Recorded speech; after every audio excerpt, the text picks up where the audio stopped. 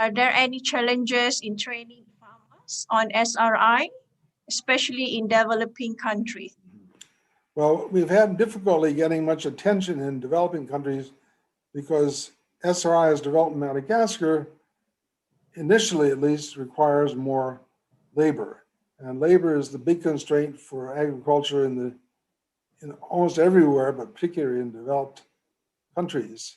But essentially, we have been cooperating and assisting experiments in the south of the United States where a foundation is trying to help Black farmers who have been reduced in number by 75% over the last 30 years, helping them to keep their farms, stay in agriculture, and we're using SRI as a means to raise their profitability of farming.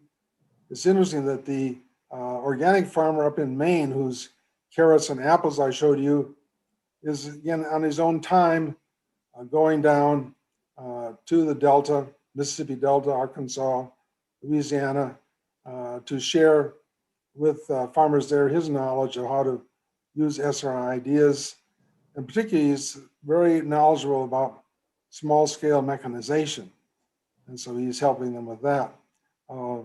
But I haven't seen any examples of, there is a farmer in Holland who's using SWI methods very successfully.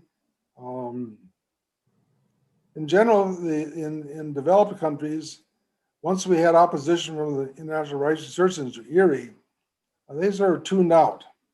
And since our greatest interest was in helping the more disadvantaged to improve their production and security, we haven't spent much time with farmers in the more developed countries.